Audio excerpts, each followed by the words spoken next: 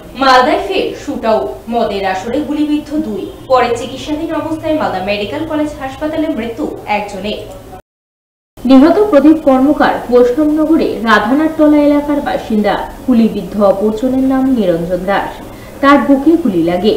বর্তমানে চিকিৎসাধীন Malda medical college হাসপাতালে। ঘটনাটি ঘটেছে বৈষ্ণবনগর থানার বীরনগর 1 নম্বর পঞ্চায়েতে রাধানাথতলা গ্রামে। ঘটনায় খবর পেয়ে এলাকায় বিশাল পুলিশ বাহিনী পৌঁছায়। সঙ্গে উপস্থিত ছিলেন কালিয়াচকের মহকুমা পুলিশ আধিকারিক ফয়সাল রেজা এবং বৈষ্ণবনগর থানার আইসি বিপ্লব হালদার।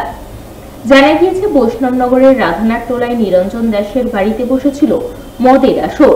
সেখানে নিমাই ঘোষ ও তার দলবল এসে গুলি চালায় বলে অভিযোগ। ঘটনার পরপরই নিমাই ঘোষকে আটক করেছে পুলিশ। নিরঞ্জন দাসের বাড়িতে এখানে অবৈধভাবে মদ বিক্রি হতো। ওই আমরা খবর পেয়ে এলাম, দেখলাম নিরঞ্জন দাস রাস্তাতে পড়েছিল বাড়ির গেটের সামনে। আর তার আধা ঘন্টা পরে বাড়ির ঘরের থেকে ওই প্রদীপ কর্মকারকে পাওয়া গেল। প্রদীপ কর্মকার এখানে স্পটেই মারা গেছে সবাই বললো। নিরঞ্জন দাসকে নিয়ে যাওয়া হয়েছিল। কে গুলি করেছে কিছু জানতে পেরেছেন? না, এখনো পুলিশ তদন্ত করছে। একজনকে অ্যারেস্ট করে নিয়ে গেছে, নিমাই ঘোষকে। কিছু বোঝা যাচ্ছে না, বাড়িতে মদ বিক্রি হতো, কিছু হয়তো মদের ক্ষেত্রে খাওয়া খাওয়াই নিয়ে হবে কিছু ঝামেলা। কে মদ বিক্রি করতো? নিরঞ্জন দাস। মালদার বৈষ্ণবনগরে মদের আসরে শুটআউটের ঘটনায় গ্রেফতার দুই।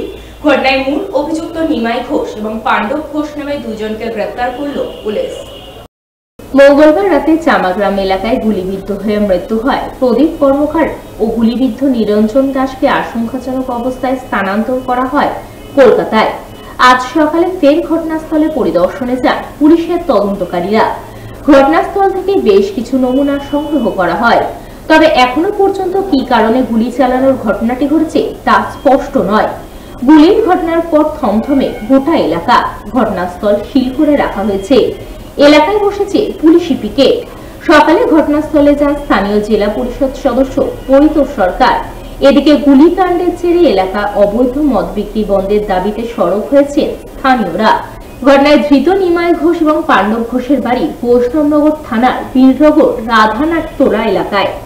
ঘটনায় গুলি চালানোর অভিযোগ উঠেছে নিমাই ঘোষের বিরুদ্ধে। ধৃতদের বুধবার মালদা আদালতে তোলা হয় বলে জানা গেছে।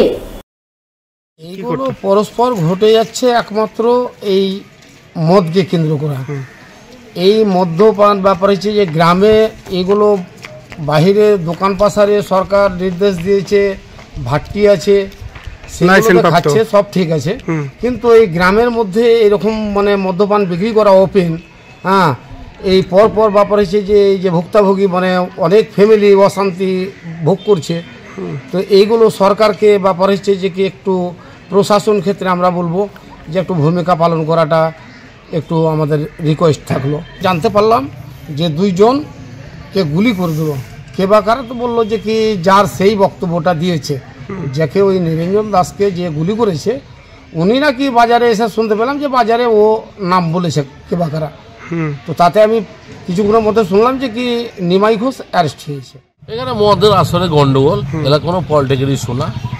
আর যে গুলি করেছে আর যে মানে গুলি খেয়েছে ওরা কোনো আমাদের দলে কোনো লোক না, কোনো দলের লোক না। তো ঘটনাটা কি বুঝতে পারছেন? হ্যাঁ, ঘটনাটা কি বুঝতে পারছেন? ঘটনাটা এখানে আমার মনে হয় যে ভিতরে কোনো মদ খাওয়ার লোকের মধ্যে যা হয় যে উচ্চঅঙ্গ কিছু হয়েছে দোকানদার মদ আলার সঙ্গে মদ যায় খাটার সঙ্গে, তাহলে এরকম ঘটনা ঘটবে কেন?